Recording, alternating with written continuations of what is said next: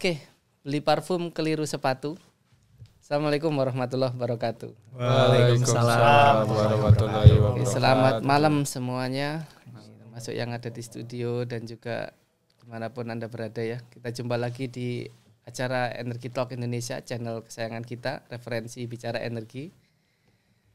Kembali lagi ke sesi orasi, obrolan seputar energi. Hari ini saya kedatangan tamu penting ini dari Surabaya, kota pahlawan gitu. Tapi sebelumnya saya juga perkenalkan diri juga ya. Nama saya Muhsin Budiono, biasa host di orasi juga. Nah, tadi saya sudah bilang di awal, kita karena temanya juga obrolan seputar energi, kita akan ngobrolin energi teman-teman gitu ya. Karena kita juga kedatangan tamu spesial nih ya. Siapa mereka? Nah, nanti saya ada sedikit bocoran. Mereka masih mahasiswa gitu. Anak-anak muda yang bergelut di bidang energi, meskipun dengan background pendidikan yang berbeda-beda gitu ya. Ada yang di Sospol, ada yang mungkin di teknik, ada yang juga di universitas lain yang mungkin tidak spesifik mempelajari energi, tapi mereka tertarik di bidang energi dan mereka meluangkan waktunya, ini yang luar biasa ya, untuk bicara tentang energi, untuk mempromosikan apa itu energi berkeadilan, untuk memberikan edukasi terkait dengan pentingnya kemandirian energi nasional, pentingnya kedaulatan energi. Baik, saya nggak akan berlama-lama ya. Without any further ado, kita sambut sini semua. Ada pengurus Dewan Energi Mahasiswa Surabaya. Halo. Halo, Pak. Ya. Assalamualaikum Mas Rafli, Mas Tegar, Mas Andika ya. Selamat malam ini. Sehat semua ya? Alhamdulillah sehat. Kamu sih bagaimana? Alhamdulillah sehat juga. Jangan panggil Mas, jangan panggil Pak. Panggil Mas aja. Mas siap. Biar nular ininya. Oke, siap. Semangat mudanya kan. Kita seumuran kan. Siap. Oke, kita ngobrol santai aja ini ya. Ini mereka saya culik terus terang. Untuk bukan diculik, kita todong ya, kita todong. Ayo kita podcast karena mumpung lagi mampir di Jakarta gitu ya. Karena susah ini ketemu orang-orang penting mahasiswa ini. Susah kan diundang belum tentu bisa datang diundang. Kalaupun bisa datang belum tentu ini waktunya pas gitu ya. Siap. Jadi ini kita ngobrolin tentang Dewan Energi Mahasiswa gitu. Siap. Kalau nasional itu kan ada Dewan Energi Nasional Den ya. Ini juga Dewan Energi Mahasiswa gitu. Saya mungkin ke siapa dulu, Mas Rafli ya, selaku presiden. Presiden, Pak. Sebutnya presiden energi, presiden Dewan Energi Mahasiswa. Keren sebutannya presiden gitu. Sama kayak presiden ini ya, kita Serikat Pekerja. Iya, betul. Oke, saya ke Mas Rafli dulu deh ya. Ini masih ada Ahmadnya nggak belakangnya ini? Waduh. Oh, keren. Itu Pak, artis ya. Iya. Mas Rafli. Iya, Pak. Apa sih ceritain dong tentang Dewan Energi Mahasiswa ini? Visi misinya mungkin, kemudian dia itu sebenarnya kapan berdirinya, kemudian juga organisasi apa sebetulnya Dewan Energi Mahasiswa itu? Iya, izin Pak. Jadi untuk Dewan Energi Mahasiswa sendiri kita dibentuk itu di tahun 2019 sebenarnya. 2019. Berarti udah 5 tahun ini. 5 tahun. Okay. Namun kalau untuk Dewan Energi Mahasiswa Indonesia itu sudah berdiri di tahun 2013. Oh, lebih awal berarti. Lebih awal, dan itu 2013-2014 kalau nggak salah saya itu. Oke. Itu tapi di UGM. Jadi dulu keresahan dari mahasiswa UGM soal harga-harga BBM yang naik kayak gitu. Jadi memang dulu namanya masih Dewan Energi Mahasiswa UGM. Dan mereka membahas soal isu-isu terkait dengan energi di Indonesia itu seperti apa. Nah, namun asosiasi-asosiasi dibentuk, dan juga waktu itu saya pernah dengar cerita dari Kang Ugan dan Kang Ari soal Pak Ugan Gandar ya. Pak Ugan Gandar, dan beliau aktif. Kalau yang belum tahu Pak Ugan Gandar segera googling ya. Beliau aktivis energi Indonesia. Beliau juga singkat cerita bertemu dengan teman-teman di UGM dan membahas soal bagaimana kalau misalkan Dewan Energi Mahasiswa ini bisa secara lingkup nasional gitu. Jadi akhirnya singkat cerita pada saat 2019 dibentuklah satu perkumpulan namanya Dewan Energi Mahasiswa Indonesia. Gitu. Lalu dibentuklah berbagai regional yang ada di berbagai daerah, mulai dari Surabaya, Banyuwangi, terus Sulawesi Utara, Sulawesi Tenggara, dan lain-lain hingga Aceh, sampai akhirnya kami bersama-sama mendiskusikan soal bagaimana isu-isu energi yang ada di Indonesia ini seperti apa, termasuk bagaimana perkembangan energi di regionalnya itu seperti apa. Jadi dan juga kalau kami untuk Dewan Energi Mahasiswa Surabaya itu dibentuk di 2019 dan pendiri kami, founding kami itu Mas Fahmi namanya. Beliau memang yang menginisiasikan untuk dibentuk dari Dewan Energi Mahasiswa Surabaya itu seperti apa. Nah untuk garis besarnya memang kami dibentuk untuk menargetkan bagaimana energi yang sudah berjalan di Surabaya itu seperti apa. Dari mulai isu-isu yang terkininya, terus kebijakan-kebijakan fiskal yang dikeluarkan oleh institusi, lembaga, itu seperti apa. Dan juga untuk visi misi kami, untuk visi kami itu menjadikan Dewan Energi Mahasiswa ini sebagai wadah yang berkolaboratif, terus juga progresif dan berdaulat untuk menyimbangkan ekosistem dari isu mahasiswa yang ada di Surabaya. Terutama isu energi gitu. Terutama isu energi, Pak, betul. Lalu untuk misi sendiri yang pertama menjadikan wadah pengembangan kapasitas mahasiswa dalam kajian, advokasi, isu-isu energi tingkat regional, nasional, dan juga global. Jadi nanti kami tidak hanya membahas tentang regional kami itu seperti apa, namun akan kami tingkatkan untuk capability-nya hingga ke global ini, dampak polemik dari geopolitik ke ranah BBM dan juga migas kita itu seperti apa. Lalu yang kedua itu ada meningkatkan kompetensi dari soft skill mahasiswa melalui pelatihan, riset, dan juga program yang ada di bidang energi. Jadi nanti memang isu kami terkait dengan edukasi, advokasi, dan juga bagaimana praktik-praktik yang kami lakukan ini dapat menselaraskan dengan tujuan-tujuan yang ada di nasional, Pak. Memang kan banyak sekali kebijakan-kebijakan yang mungkin masih belum tuntas dan masih belum selesai untuk dikajinya. Nah itu kami mendorong untuk bagaimana pengkajian-pengkajian tersebut bisa terselesaikan dan juga bisa melibatkan kami sebagai mahasiswa untuk bisa turut andil di pembuatan kebijakan-kebijakan tersebut. Lalu yang ketiga itu terkait dengan menghasilkan kontribusi dalam penyusunan rekomendasi kebijakan. Nah itu salah satunya. Kayak gitu. Jadi bagaimana nantinya kami sebagai mahasiswa juga tidak hanya sebagai penonton saja, tapi harapan kami juga sebagai kontribusi langsung, Pak. Jadi memang kami mengharapkan dari pemerintah sendiri untuk bisa tahu bagaimana sih peran pemuda, peran mahasiswa dalam melanjutkan kedaulatan energi di Indonesia ini seperti apa, kayak gitu. Lalu yang terakhir itu mendorong dari inovasi energi melalui kolaborasi aktif, melalui strategi-strategi dengan institusi, dengan dengan masyarakat maupun dengan kampus-kampus yang ada di Surabaya. Seperti itu. Berarti kegiatannya antara lain juga edukasi, ngadain seminar gitu, kemudian riset. Betul, Pak. Nah, nanti memang kedepannya kami akan arahkan seperti itu, bagaimana nanti peningkatan kolaborasi dari pihak-pihak kampus untuk bisa menjalankan program-program yang akan kami jalankan. Berapa wilayah sekarang yang sudah tercover oleh DEM? Setahu saya itu ada berapa belas ya, Pak. Saya tapi lupa. Dia ini ya seluruh Nusantara. Seluruh Nusantara karena semakin kesini udah nambah-nambah lagi, Pak, dari Jawa Barat, terus ada dari daerah Sumatera gitu.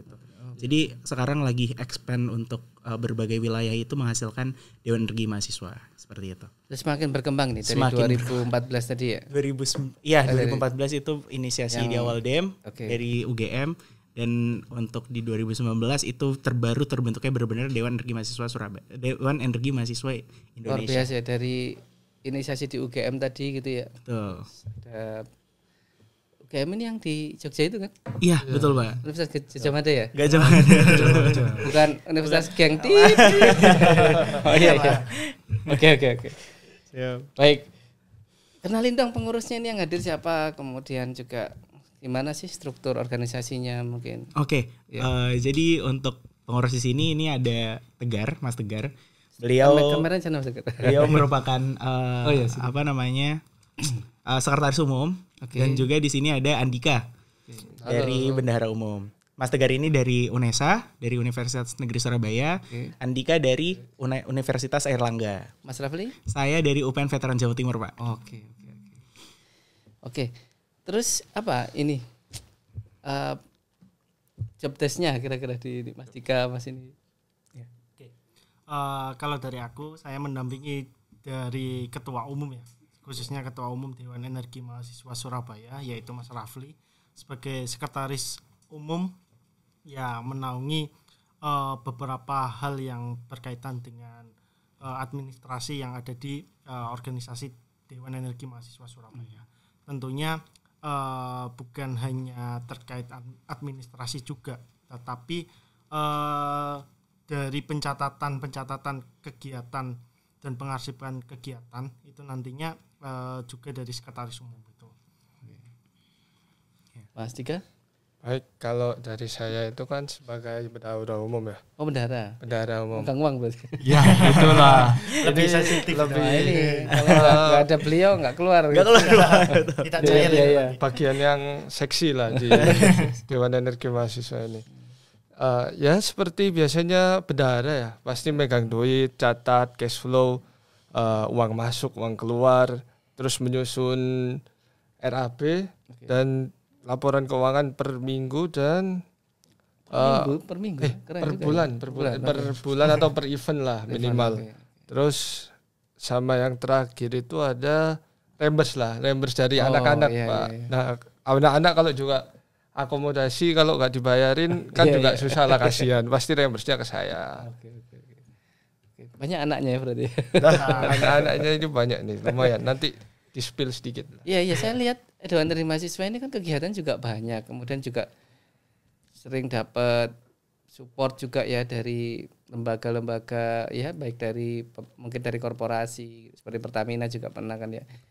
Ini di samping itu juga mungkin dari yang lain ya, dari apa mungkin lembaga ini saya nggak tahu, kalau nggak salah dari SKK Migas juga support gitu ya. Dari perusahaan-perusahaan lain juga ya gitu. Ya. Dalam rangka apa ini sih ke Jakarta Mas sebetulnya? Ya. Saya itu tadi juga ini teman-teman apa cuman niat silaturahmi aja ke kantor federasi FSPPB gitu ya atau Pak. apa? Boleh ceritain dong ini. Ya, jadi kami dari Dewan Energi Mahasiswa Surabaya kebetulan Pak dapat slot untuk Jangan Pak lah Mas tuh. Oh iya, jadi Mas untuk bisa enggak Mas. untuk masuk ke program youth Pertamina Youth Program kemarin. Oh, Pertamina Program. Jadi alhamdulillahnya kami bertiga selaku pengurus inti yang daftar 3 dari awal Pak, dari seleksi esai sampai akhirnya wawancara. Alhamdulillah kita bertiga dapat. Jadi kemarin diterbangkan ke Jakarta, ke Bogor untuk bisa mengikuti kegiatan tersebut. Terbangkan berarti naik pesawat. Pantas lah kalau Pertamina yang biayai ya. Iya betul Pak. Kalau biaya sendiri biasanya naik bis gitu. Naik bis paling Pak, naik kereta.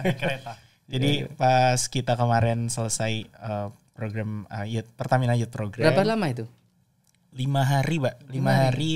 Ya 5 hari ya. 5 hari. 6 hari 5 malam jatuhnya. Di mana? Di Sentul ya. Ya, di situ. Betul. Yang menariknya itu Gimana? kemarin ada satu sesi ya, ataupun satu momen itu 1 hari kita juga diajak keliling tepatnya keliling ke Pertamina Hulu. Kita ke Indramayu, daerah Indramayu situ. Balongan ya. Ya, di Balongan dan juga di Jati Barang. Jati Barangville. Nah, itu kita tahu bagaimana proses Pertamina ini merupakan perusahaan ataupun bisnis yang bergerak di bidang energi. Tentunya kita juga mengetahui gimana prosesnya mulai dari awal sampai akhir di penjualan di patra niaganya. Nah, kalau kemarin kita sempat mampir di Balongan itu yang belum pernah kesana ya, belum pernah kesana, itu suatu kebanggaan tersendiri itu. Iya. Bisa masuk yang begitu ketatnya untuk penjagaannya, dan Betul. juga Pemeriksaannya juga. Tuh. Berapa orang total? Total mahasiswa tuh ada 50 orang Pak. 50 orang ya. 50 orang yang mengikuti program. Jadi memang untuk programnya sendiri itu tidak hanya mahasiswa teknik Pak. Jadi malah saya melihatnya itu 1/5 lah mungkin untuk mahasiswa tekniknya. aja ya. Jadi sisanya itu kita campuran, ada agama malah, ada FISIP, ilmu sosial, Ada tata busana juga. ada tata busana juga malah Pak. Jadi kami melihat bahwasanya pandangan-pandangan energi ini tidak hanya seksi di teman-teman teknik saja, namun teman-teman non teknik juga sebenarnya memiliki kerasahan dan pemikiran yang sama untuk Tentang energi. tentang energi ini sendiri, seperti itu Pak. Oke. tadi yang di Balongan berarti ketemu siapa kalau di sana Bang Nendra dari serikat dari Iya, federasi. Bang Ade juga Ade ketemu. juga. Iya. Oke. Itulah enaknya teman-teman kalau jadi aktivis energi ya. Pergaulan Privilege banyak, tersendiri iya, tuh. luas, networking gitu ya. Kemana-mana ada saudara kita gitu. Iya, Ke seluruh Indonesia bahkan gitu kan. Betul. Termasuk nih Dem kan juga sama ya. Kalau misalkan lagi main ke Sumut atau ke Sulut, pasti ada juga saudara di sana kan, ada pengurus juga kan. Betul. Kami bakal disambut banyak Iya, sih Pak untuk iya. teman-teman di sana. Meskipun mungkin ya penyambutan yang ya hangat lah gitu ya, nggak mewah, mungkin nggak tidur di hotel mewah, tapi ada saudara yang nyambut di sana itu semacam apa privilege tadi. Privilege untuk kami Pak, betul. Iya itu teman-teman yang dengar channel ini ya, jadi aktivis energi. Ini saatnya yang muda yang bersuara. Karena memang salah satu kenapa kami mendirikan podcast ini teman-teman ya, itu cita-cita bersama terutama dari Pres Ari Gumilar gitu ya. Kang Ari itu kan pengen, termasuk Pak Karnguga, termasuk juga senior-senior yang lain gitu ya, yang nggak bisa saya sebutkan satu persatu gitu, senior federasi itu kita pengen sebenarnya orang bicara energi itu seperti ngomongin bola gitu ya. Jadi di warung-warung kopi itu orang bicara energi itu nggak canggung gitu ya, dan memang energi itu milik kita bersama untuk dan memang harusnya energi itu milik rakyat yang berkeadilan, kemudian juga dirasakan mungkin sekarang masih mengarah ke sana ya, tapi yakin ke depan energi itu bisa diakses dengan murah, mungkin dengan terjangkau, terus juga merata gitu. Itu yang penting. Jadi teman-teman Dewan Energi Mahasiswa ini memainkan peranan penting menurut kami, menurut saya juga gitu ya. Di masalah itu gitu. Supaya anak muda itu enggak cuman ngomongin anime, ngomongin velocity. Iya kan, ngomongin energi itu lebih penting sebetulnya gitu. Karena kita hidup juga dari energi setiap hari kan. Setiap hari kita juga bergantung ke energi. Nanti siapa tahu juga lulus dari mahasiswa diterima di Pertamina, atau diterima juga di perusahaan migas lain. Gitu. Karena memang ini modalnya udah ada, modal aktivis energi ini biasa ngurusi energi gitu kan. Jadi kenapa enggak perusahaan-perusahaan energi itu nerima mereka lebih awal, begitu di CV-nya aktivis atau pengurus Dewan Energi Mahasiswa, udah langsung dah wawancara bentar mungkin gitu ya, udah lulus ngurusi energi untuk masyarakat gitu. Amin. Oke, kita lanjut ya. Terus ini susah nggak sih masuk jadi pengurus DEM ini? Ya, Mas mungkin Tika bisa dijelaskan Mas Tika. Untuk pengurus BEM, DEM. DEM ya. Dewan Energi Mahasiswa Surabaya. Kayaknya double juga di BEM juga. Kepleset dikit lah tadi. Untuk kesulitan sih pasti Proses seleksinya gimana? proses seleksinya itu kita dari esai. Bikin esai. Esai juga, untuk ada esai. Enggak daftar dulu. Daftar dulu pastinya Pak. Daftar dulu, terus pemasukan esai, pengumpulan esai itu setelah kita baca-baca esai itu, kita lihatlah esai-esai yang terbaik dari para Siapa yang nyeleksi esai itu? teman Pengurus sebelumnya? bukan teman-teman dari internal. Itu ada divisi departemen internal itu kita yang nyeleksi, dan setelah diseleksi kita pilihlah yang terbaik, dan alhamdulillah itu lumayan lah Pak. Untuk Berapa animonya kira-kira? Esai yang masuk sampai ratusan atau? Kalau kemarin yang kami seleksi tuh hingga sampai tahap jadi pengurus itu ada 18 staf Pak. 18 staf gitu. Yang masuk esai yang masuk? Esai yang masuk tuh berapa ya? Banyak Pak itu. 50-an lebih mungkin ya. 50-an lebih yang biasa ini. tersebar dari berbagai kampus di Surabaya. Baik kamu Surabaya. Baik negeri ataupun swasta. Dulu tahunya ada seleksi ini dari mana, Mas? Mas Tegar. Kalau saya ya tahunya dari kakak tingkat saya. Habis itu saya searching, ternyata Dewan Energi ini bergeraknya seperti apa, organisasi ini itu seperti apa. Nah baru itu saya pelajari, akhirnya saya tertarik. Sebenarnya jujur kalau saya sendiri itu dari keilmuan manajemen sih lebih tepatnya. Jadi nggak ada yang berbau dengan energi ataupun berbaur dengan teknik gitu. Tapi saya rasa energi ini penting. Kalau kata Kang Ugen ini ada isu seksi yang 3 isu seksi, yaitu ada food, water, dan juga energi. Nah salah satunya energi ini saya tertarik itu. buat join di Dewan Energi Mahasiswa khususnya di Surabaya. Keren ya. Food, water, energy. Ya, view kalau disingkat. View. Food, ya, Oke. food, energi, Water. kalau kata Kang Ugan. Mantap. Jadi masuk ilmunya berarti. Masuk. Betul. Iya. Oke. Saya bisa nggak jadi pengurus misalnya? Harus mahasiswa kan ya syaratnya? Harus mahasiswa.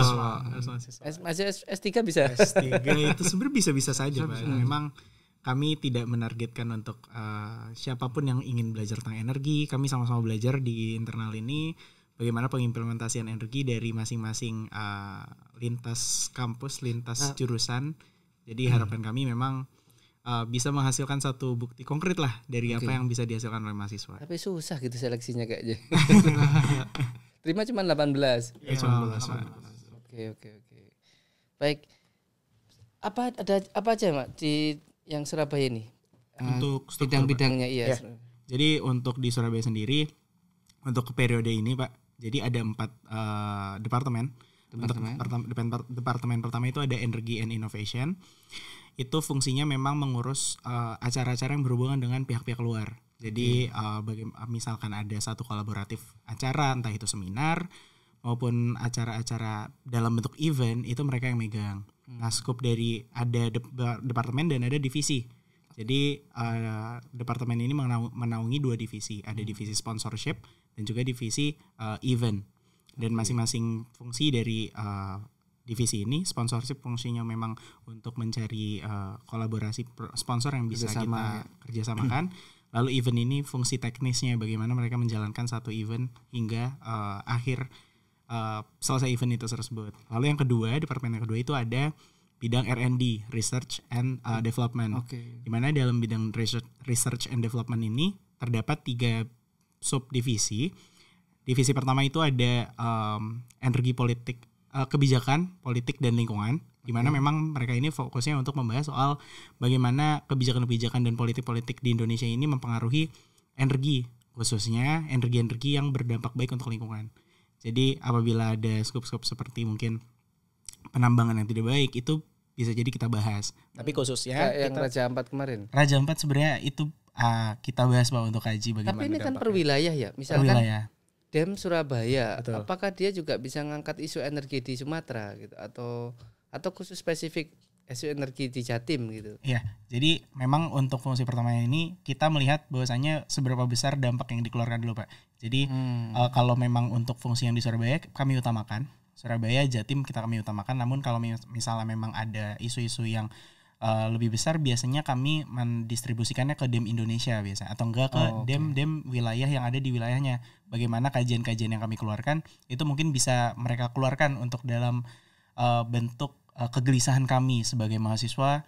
Kenapa sih energi ini banyak merusak alam dan banyak tidak sesuai dengan regulasi yang ada, seperti AMDAL-nya tidak dilakukan, terus tidak sesuai dan lain-lain. Jadi isu di Surabaya misalkan juga bisa misalkan minta bantuan dari wilayah lain untuk blow up berita ini juga itu juga memungkinkan. Itu memungkinkan juga Pak kalau seperti itu. Terus untuk divisi yang kedua itu ada energi baru dan terbarukan. Kedua. Energi baru dan terbarukan memang itu fokusnya untuk membahas soal bagaimana EBT ini bisa ikut kontribusi di dalam Indonesia ini sendiri. Kita tahu Pak bahwasanya Indonesia ini masih bergantung oleh energi fosil, khususnya energi oil and gas industry maupun batu bara. Terlebih Indonesia juga udah komit dalam perjanjian Paris ya di COP20 berapa itu. Itu juga udah komit bahwasanya Indonesia akan komit untuk net zero emission di tahun 2060. Nah, kami juga menyuarakan dengan dihadirkan divisi ini, harapan kami dapat membuat satu program-program yang memang bisa menurunkan legacy, menurunkan suatu prototipe yang bisa berdampak terhadap masyarakat maupun lingkungan. Jadi kami juga mendukung bagaimana Indonesia dalam transisi energi, dalam kebijakan yang memang energi baru terbarukan, kami dorong di situ. Terus yang ketiga itu ada migas Pak, minyak, batu bara, dan gas. Dan di migas ini sama Pak sebenarnya fungsinya. Bagaimana cara teman-teman ini bisa bisa tahu bahwasanya isu-isu dari migas yang ada di Indonesia khususnya di Jawa Timur bisa berperan, bisa berkontribusikan sebesar apa sih yang ada di Surabaya? Apakah bisa mengcover seluruh energi di Surabaya atau memang mengcover di sukup Jawa Timur? Karena kita tahu Pak bahwasanya migas ini Indonesia memiliki banyak sumber-sumber yang bisa kita peroleh, bisa kita ambil energinya, namun memang untuk investment, untuk politik dan sosial itu masih banyak struggle di situ, kayak gitu. Terus untuk departemen selanjutnya itu ada Komrel, Communication and Relation, itu di bawahnya ada divisinya itu ada 2, ada PR, ada Public Relation, dan juga ada media. Fungsi dari Public Relation fungsinya memang untuk mencari stakeholder atau mencari kolaboratif yang memang bisa kita ajak untuk kerjasama, entah itu dalam bentuk bidangnya kemahasiswaan maupun dalam bidangnya ke perusahaan gitu. Jadi memang kami sedang menyusun strategi bagaimana nantinya dari masing-masing lingkup dari mahasiswa dan bisnis maupun di perusahaan bisa kami jalin relasi untuk nantinya bisa kami bantulah bagaimana kami sebagai mahasiswa ini bisa kontribusi langsung terhadap apa yang udah mereka lakukan, apa yang bisa kita lakukan, atau hanya audiensi Pak sebagai untuk kita bisa diskusi apa sih energi-energi yang ada di Indonesia dan bagaimana sih kita bisa kontribusi langsung sebagai mahasiswa. Nah sebenarnya intinya seperti itu. Dan media sendiri memang fungsinya untuk memegang peranan media di Instagram, di LinkedIn kita. Oh, ada Instagram. Apa alamat Instagram kita namanya dem_surabaya. Oke. Gitu. dem_surabaya. Jangan lupa unfollow. Follow and like, kemudian share ya. Siap. Ya. Subrek kalau istilahnya. Subscribe. Subrek. Terus untuk di departemen terakhir itu ada internal Pak. Internal ini fungsinya untuk Departemen internal. Internal itu sebenarnya sama aja kayak PSDM sih Pak. Jadi pengembangan sumber daya mahasiswanya untuk pengurus ya. Itu membidangi 2 divisi. Yang pertama ada performance and management sama training and development. Jadi untuk performance and management ini fungsinya untuk mengawasi kinerja dari masing-masing pengurus. Entah itu dalam bentuk personal ataupun nanti lingkupnya dalam bentuk per departemen dinilai bagaimana kinerja masing-masing departemen. Jadi untuk mengawasi lah jalannya dari masing-masing teman-teman ini, apakah sudah sesuai dengan KPI-nya masing-masing, apakah memang belum, dan bagaimana nanti kami per 6 bulan sekali atau per 4 bulan sekali itu diadakan adanya evaluasi. Bagaimana dari kinerja teman-teman, apa yang bisa kita tingkatkan. Ada KPI-nya gitu? Ada KPI-nya juga Wan. Key Performance Indicator. Key Performance Indicator. Lalu yang kedua itu ada Training and Development. Itu fungsinya memang untuk meningkatkan kapasitas SDM yang ada di internal Pak. Jadi bagaimana melakukan pelatihan-pelatihan dan kolaborasi dengan teman-teman di luar, entah itu dari BEM, entah itu dari student captor yang ada di masing-masing kampus untuk bisa kita ajak diskusi bagaimana sih peningkatan-peningkatan yang dari masing-masing mahasiswa, karena kan kita tahu kalau di DEM sendiri Pak kita nggak melihat bahwasanya teman-teman itu hanya dari harus satu kampus, harus dari satu jurusan, tapi kita menyebar Pak. Ada jurusan-jurusan non teknik, ada jurusan teknik, dan di situ fungsi kami itu sebagai kolaborasi antar mahasiswa untuk bisa menselaraskan apa yang kita bisa lakukan untuk menuju kedaulatan energi di Indonesia itu seperti apa. Keren banget ini teman-teman. Jadi kalau gimana mau jadi pengurus DEM Surabaya, mampir ke Instagramnya. Mampir ke Instagramnya dulu kalau misalnya memang kalau tertarik. Kalau ini tertarik mungkin lowongan bisa email. Terus kalau misalkan kami melihat bahwasanya juga bisa ini sih Pak, karena bisa kan sewaktu-waktu kah atau tiap tahun sekali ada rekrutmen? Tiap tahun sekali. Makanya itu mungkin sekali. bisa di email dulu kapan sih Kak untuk bisa proyek, kapan sih Kak kalau proyek nanti kami Mas Rafli atau ini sekjennya ya, sekretarisnya bisa ya. langsung. Mas Tegar. Itu berapa lama periode satu periodenya? Pengurusan satu periode itu kalau di dalam ADART itu maksimal 2 tahun Pak. Maksimal 2 tahun. Maksimal 2 tahun untuk per wilayah regional. Dan Mas Rafli berarti nanti mimpin 2 tahun. Rencana saya itu tidak sampai 2 tahun Pak, karena kami sudah saya mencari bibit-bibit baru yang memang memiliki potensial lebih tinggi untuk memiliki peranan energi dan juga peranan soal kedaulatan energi ke Indonesia ke depan. Jadi memang fungsinya saya ini di sini transisi untuk mencari bibit-bibit baru, bagaimana bisa mentransformasikan apa yang saya teman-teman dari sebelumnya sampai sekarang itu. Tapi keren ini, maksudnya bayangin ya dari Pertamina Youth Program 3 loh bisa masuk. 3 loh teman-teman. Mungkin yang lain kampus lain mungkin 1 perwakilan itu. Ya kan? Iya, 3 sendiri dari Pertamina Youth Program. Artinya memang Dewan Energi ini memang inilah top lah ngurusi energi gitu. Keren lah. Itu ya. Siap, Mas. Jadi bisa mampir ke Instagramnya, terus kalau bisa maksimal 2 tahun ya. Maksimal 2 tahun. Ya jangan sebelumnya. Tapi keren, berarti mereka belajar juga bagaimana regenerasi ya teman-teman. Dan itu hal yang sulit tidak di organisasi gitu ya. Bisa jadi kita aktif, kemudian juga di organisasi oke, performance-nya keren, tapi mencari kadernya kesulitan. Yeah. Banyak kan masalah-masalah organisasi itu karena kadernya nggak sulit mencari kader gitu ya. Baik, itu apalagi ya yang mau saya tanyakan sebetulnya gitu. Berapa anggota sekarang? Pengurus sorry. Pengurus sekarang tuh ada kurang lebih 28 kalau nggak salah Pak, 28. Oh iya, itu udah sama pengurus inti, terus ada Kadep dan Kadif ya.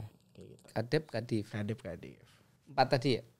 Departemennya? Iya, ada 4 departemen sama ada 9 divisi. 9 divisi, 4 departemen. Oke. Ada kontak person mungkin? Iya, mungkin kalau teman-teman ingin diskusi atau ingin bertanya-tanya soal Dewan Energi Mahasiswa Surabaya, boleh hubungin saya atau kontak Instagram saya Rafli _AKH_. Wah, langsung nambah followernya. Unfollow tadi. Mas Tegar mungkin. Kalau saya nanti bisa menghubungi DM juga ya di Instagram _Tegar Pratama 13. Oh, ada 13-nya. Iya, ada 13 ya. Wah, ini tahun kelahiran atau tanggal lahir. Oke. Mas, kalau dari saya bisa Instagram di Instagram juga Pak. Okay. Mas ya. Mas. Di Instagram di _Andika Satria. Oh, oke. Mantap lah ini. Andika Satria ya. Saya juga Instagram saya. Enggak usah. Nanti pikir pengurus DEM lagi gitu kan. Oke. Mas Rafli, di bawah kepemimpinannya Mas Rafli nanti ini kira-kira DEM ini mau diproyeksikan seperti apa gitu. Terus apa yang bedakan dengan pengurusan sebelumnya mungkin? Oke. Jadi memang Pak memang Mas untuk background saya teknik kimia memang. Oke. Jadi teknik. Jadi memang saya ingin proyeksikan untuk teman-teman ini di bidang kajian riset dan juga bagaimana bentuk advokasinya. Tapi memang saya menekankan untuk risetnya yang dapat kami kembangkan sebagai mahasiswa karena tim-tim kami juga tidak menyeluruh soal bagian riset sebenarnya. Namun memang kami dari pengurus inti ini ingin mengeluarkan suatu legacy lah, suatu peninggalan lah, bagaimana peninggalan kami yang kami lakukan itu bisa berdampak baik secara lingkungan, masyarakat maupun keberlanjutan ke depan. Nah gitu. Jadi memang dari riset-riset ini harapan kami nanti dapat mengeluarkan satu bukti konkret, mengeluarkan satu prototipe yang bisa kita keluarkan, kita carikan untuk kolaborasi dengan ESDM, mungkin dengan Dinas SDM atau DLH atau mungkin Pemkot untuk bisa mensupport kegiatan kami yang mana nanti prototipe ini dapat dikontribusikan di dalam satu wilayah. Nah, apa? Contohnya apa? Kemarin tuh kami udah diskusi sebenarnya dengan teman-teman di R&D. Apa sih yang bisa kami kontribusikan di mahasiswa gitu. Dan karena background dari teman-teman R&D ini banyak yang sering ikut lomba Pak sebenarnya. PKM, program kreativitas mahasiswa, terus ikut-ikut terus lalu ikut-ikut lomba-lomba LKTI, terus ikut-ikut lomba-lomba bagaimana prototipe yang bentuk gitu. Dan kami melihat bahwasanya ada satu bentuk prototipe yang bisa kami bawa sebenarnya. Karena kami melihat bahwasanya di Surabaya tuh ada satu daerah miskin di Kampung Pemulung. Kami coba kemarin baru menganalisis dasar sih Pak apa yang bisa kami kontribusikan.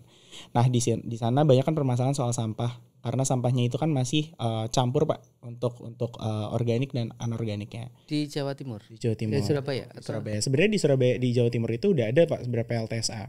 Oke. Pembagi listrik tenaga sampah di Benowo. Iya, iya. Dan itu juga saya pernah ke sana langsung, saya melihat prosesinya langsung. Saya nggak bisa melihat prosesnya langsung sih sebenarnya. Cuman saya banyak dijelaskan oleh teman-teman di PLTSA bagaimana sih untuk untuk sistem teknologinya itu berjalan untuk dari sampah yang ada itu bisa dijadikan suatu bentuk energi Pak. Karena kalau teman-teman tahu di GBT itu di Gelora Bung Tomo itu setahu saya electricalnya itu disupport dari PLTSA Benowo itu Pak. Oke. Gitu. Jadi memang proses yang ada tuh ada namanya gasifikasi sama pirolisis atau apa itu kalau nggak salah. Iya. Nah itu memang Pirolisis ya. mereka mensupport untuk energi listrik yang ada di sana juga Pak. Dan juga kita tahu Pak sampah timbunan dari Surabaya itu banyak sekali dan bisa disupport sama PLTSA itu hanya berapa persennya, sedikit setahu saya. Jadi nggak bisa sampai 100% karena kan sampah-sampah yang ada itu kan masih campur Pak. Iya, iya. Tapi sebenarnya campuran-campuran tersebut bisa sebenarnya langsung dimasukkan ke PLTSA. Namun pihak PLTSA itu biasanya menunggu kering dulu. Kering dari sampai kering baru bisa dimasukkan. Entah itu ada bekas spring bed atau masih ada barang-barang mungkin kayu dan lain-lain, pelet kayu dan lain itu masih bisa diolah di sana kayak gitu. Jadi memang komitmen dari pemerintah Kota Surabaya juga saya lihat udah lumayan step-step berkelanjutannya udah lumayan terlihat. Namun kami juga harus terus mengawasi bagaimana jalannya dari energi yang ada di Indonesia, energi yang ada di Surabaya ini bisa terus berjalan sampai akhirnya bisa kemungkinan nanti audiensi ke Pemkot gitu-gitu. Itu rencana kami itu Pak, untuk bisa draft yang kami lakukan itu atau sampai poin per poin untuk kami ajukan ke Pemkot untuk mengusung bagaimana energi-energi yang ada di Surabaya ini bisa kami sebagai mahasiswa support, atau bagaimana nanti Pemkot untuk melakukan pemetaan apa yang bisa mereka lakukan kayak gitu. Mungkin nggak hanya Surabaya ya, tapi covering Jatim kan ya sebenarnya. Iya, sebenarnya bisa Pak. Cuman di Jatim itu ada beberapa wilayah sebenarnya. Ada di Gresik, ada di Madura. Nah, rencana kami memang nanti harapannya ke depannya itu bisa kami kolaborasi dengan teman-teman, dan kami menyusung untuk bagaimana persebaran energi yang ada di wilayah ini bisa tercapai lah. Jadi nantinya harapannya bisa untuk 5 tahun sampai 10 tahun ke depan bisa membawa dampak untuk dapat menjadikan Jatim ini mendirikan kemandirian energi, seperti itu sih sebenarnya Pak. Oke. Berarti harus gandeng stakeholder yang banyak ini sebenarnya. Betul Pak. Terus di Jatim juga banyak kan sebenarnya perusahaan energi baik swasta maupun yang non swasta gitu kan. Betul banyak Pak. Iya. Tugasnya apa, divisi apa tadi? Komrel ya mungkin ya. Komrel dan juga EBT sih harus peran penting sih. R&D ya Pak. Oke, kita sudah mendekati penghujung acara ini. Terakhir mungkin Mas. Ya. Gimana ngelihat ini? Kan ini kan kayak tadi ada singgung Pak Ugan juga Pak Ari gitu, aktivis-aktivis serikat pekerja gitu. Apa ini kira-kira kesan pesannya untuk kami yang di serikat pekerja kira-kira untuk aktivis, sama-sama aktivis pejuang energi gitu ya? Iya. Kalau harapan saya Pak ya untuk ke depan, kami ingin sering sih Pak untuk diskusi hal-hal kayak gini, karena hal ini membuat kami membuka pandangan kami soal apa sih energi yang bisa kami manfaatkan, karena kami tahu kalau hanya sekedar mahasiswa saja tanpa melihat bahwasanya ada kayak saya Pak untuk teknik kimia. Mungkin kalau misalnya teman-teman teknik kimia yang melihat untuk jangka proyeksikan untuk keprofesionalitas itu mungkin pinginnya untuk bagian refinery atau bagian oil and gasnya saja, tapi tidak melihat bahwasanya potensi energi yang ada di regional masing-masing, bagaimana yang ada di Indonesia itu bisa kami distribusikan dan koneksikan gitu. Karena kami melihat bahwasanya banyak tempat-tempat yang banyak proyeksi-proyeksi besar yang ada di Indonesia itu masih belum dimanfaatkan kayak gitu. Nah, kalau misalkan kami sebagai mahasiswa saja belum bisa berkontribusi langsung, takutnya pada saat nanti sudah bekerja hanya mengikuti perintah-perintah atasan saja gitu. Dan mumpung kami masih mahasiswa, kami masih bisa leluasa untuk bisa menyuarakan hal tersebut. Harapan kami banyak mahasiswa yang selalu membaca dan selalu menyuarakan soal isu-isu energi yang ada di Indonesia. Dan ini semangat kami bawa Pak, karena teman-teman aktivis yang ada di Serikat, teman-teman Pak Ugan Gandar dan juga Pak Ari Gumilar yang selalu memotivasi kami bagaimana selalu melihat bahwasanya tantangan-tantangan yang ada di Indonesia dan bagaimana teman-teman dari mahasiswa ini bisa kontribusi langsung, bisa tahu apa yang menjadi permasalahan Indonesia dan bagaimana proyeksi-proyeksi yang dapat kami lakukan sebagai mahasiswa, seperti itu Pak. Memang para senior juga, Mas Ari juga sering sekali ya bikin acara-acara untuk mahasiswa di mana sering juga diskusi sampai malam, kadang bahkan sampai pagi. Ya betul Pak. Sampai diusir juga sama yang punya kafe. Karena kalau kata Pak Ari sama Pak Ugan tuh kurang piknik Pak. Biasa teman-teman itu kurang piknik itu. Karena ngurusi kuliah aja belajar, diktat ke diktat gitu. Betul Pak. Iya. Tapi rugilah kalau kuliah cuman ngurusi itu aja sebenarnya. Karena banyak juga yang memperluas wawasan kita, memperluas networking kita gitu. Betul, Pak. Dan kita nggak tahu nih networking itu kapan kita ngerasain manfaatnya gitu kan. Iya, betul. Nah, sekarang mungkin udah ngerasa kalau teman-teman sekarang gitu kan.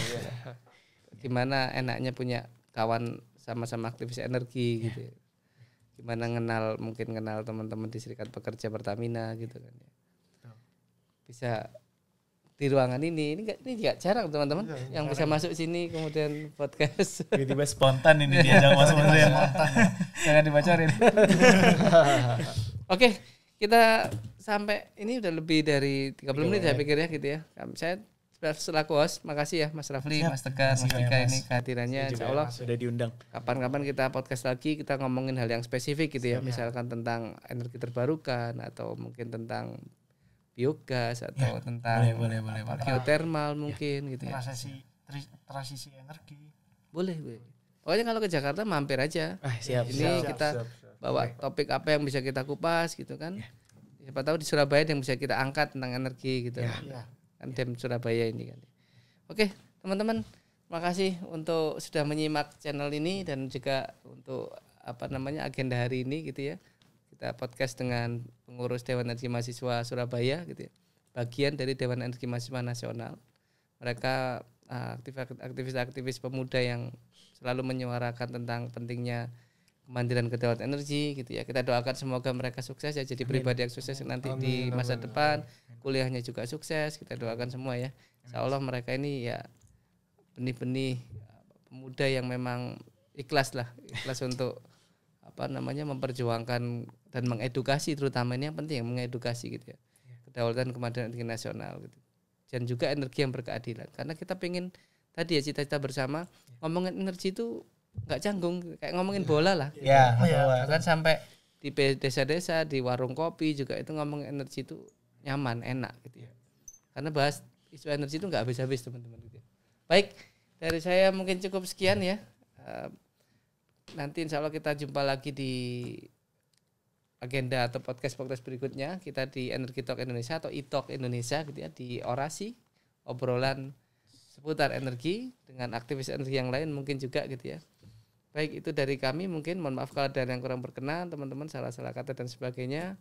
Sekali lagi nantikan penayangannya, nantikan juga episode selanjutnya. Tetap simak channel kami, yang belum subscribe silakan subscribe tadi ya. Silakan follow gitu ya. Yang sudah follow silakan unfollow.